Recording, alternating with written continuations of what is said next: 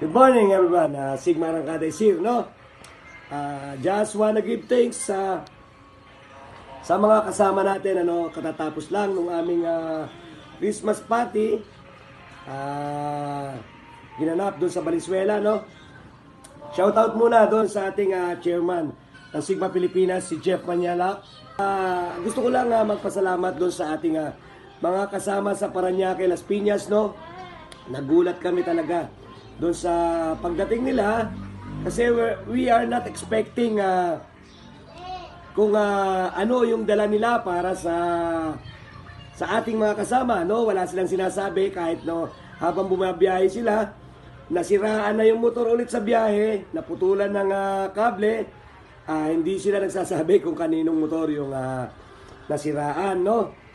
Nagulat ako, no? Nakita ko lang kasi nang pumasok yung mga motor, medyo nakilala ko yung isang motor na dala ng isa nating rider. Yun yung motor ng ating kasama na naaksidente doon sa Pabicol. No, nakilala ko lang dahil doon sa sticker kasi alam mo naman Sigma, pare-parehas lang pagka black, no? May sticker lang siyang konting violet, so nakilala ko kaya nilapitan ko. At nagulat ako kasi yung motor ng ating si Angelo, dala-dala niya. Tapos siya magba-backride pabalik. So laking tuwa ko. Yung head kasi noon talagang durog na durog, bubog siya, no? Ginamit niya yung head niya na nasira para lang maitakbo at maidala yung motor doon sa atin. So shout out talaga sa iyo. Maraming salamat sa iyo. Dalisay ng buhay ko, no? Parañaque sector. Maraming salamat at sa iyo yung kasama niya si Nicolas ko, no? Maraming salamat sa inyo, no? Hindi nyo pa kami sinasabihan na dala nyo yung motor niya, no? Habang kayo nasiraan pa sa karsada. Kaya pala nagtagal kayo. So maraming salamat talaga sa iyo. Ito yung bagay na idinidiin ko dun sa mga kasama natin, no? Yung talagang kapatiran sa loob ng grupo.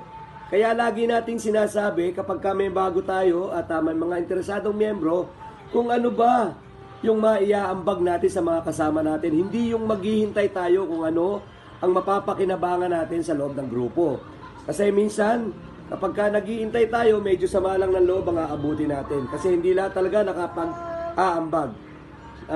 Kung ako lang, mas maigi na yung tayo yung may ambag dun sa ating mga kapwa. No?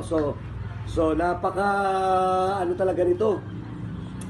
Napaka sarap sa pakiramdam dahil yung ating kasamang si Angelo tuwan-tuwa talaga. Gawa ng lagi niyang sinasabi sa akin to, "Paps, kailan ba natin kukunin yung motor ko?" So tatapusin lang talaga namin sana yung Christmas party ng ating sektor bago natin harapin yung kanyang motor, no? Kasi may isa pa tayong obligasyon. Yung driver na naghatid yung driver ng van na naghatid galing sa Quezon. So hindi pa natin siya nakakausap. Gayun din yung may-ari ng van. Hindi natin nakakalimutan yan. Maraming salamat po sa inyo sa kabutihan ninyo at isinakay nyo yung aming motor na naaksidente nang walang bayad.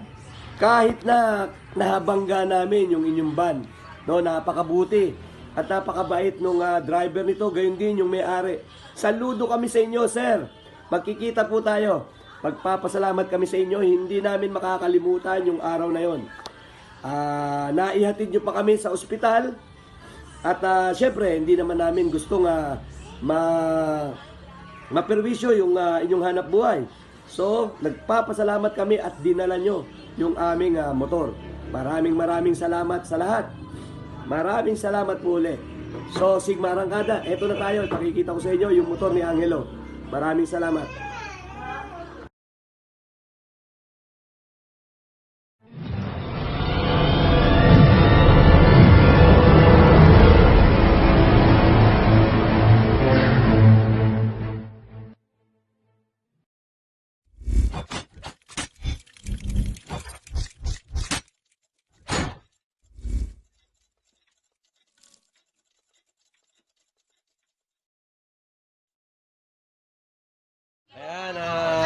umaga sa lahat, no? Nakakatuwa naman ngayon na mag-ano kami eh.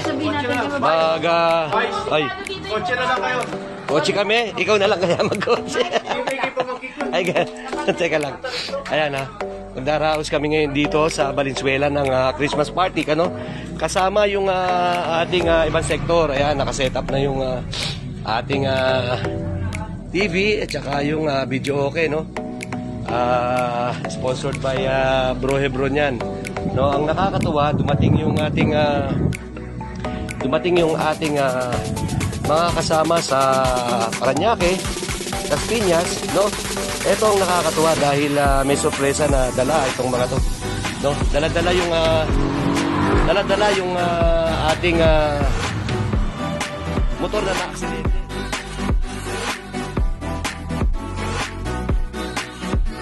Na ibinagsak, no? Kasi doon ang location ng van na nagkarga ng motor na to. Ayan. Ayan, mga repaps, no? Ginawa ng paraan ng ating mga kasama sa Las Piñas, no? Maraming salamat. So, surpresang malaki to kay Michael dahil hindi makatulog to dahil sa kanyang motor. Eto, laglag talaga yan, no? Tinape lang nila. Ayan. Ayan, nakilala ko lang dahil doon sa sticker. Ayan. Ako nakilala ko dito dahil sa Violet eh. Ayan yung UP, no? Kaya yung putotoy ng ating rider eh, nasibak. Ayan. Ayan, o, ganyan. Ganyan yung pagkakaano niya. Hindi siya nalaglag sa motor, pero yung ano naman dito sa pagkakabangga sa kanyang tangke at saka yung head niya, yun ang umaksidente sa kanya na malaki. So ayan, ito yung ating mga kasama from Las Piñas. So ayan. Ano nga pala pangalan mo? Yan ang meeting niyo. Ha?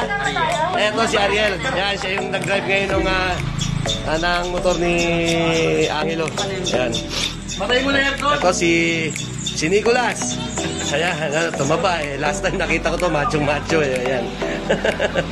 Ayan, so sa kanila dahil hindi na namin po problemahin itong motor ni Angelo. Nandito na naihatid nila, no? Iba talaga, may mga kapatiran tayo na sa mga iba-ibang lugar, no? So, maraming salamat talaga. So, ito yung na-aksidente nating motor, no? Kasama natin sa Bicol. Watch out for the transformation of this motorcycle. No, iayos natin siya. So, tingnan natin kung ano mga mababago sa kanya. So, ayan. Paling na lahat yung mga bearings niya eh. So, yung mga mounting niya, wala na. Nagtabingi yan. Ayan. Yung kanyang tangke. Ayan.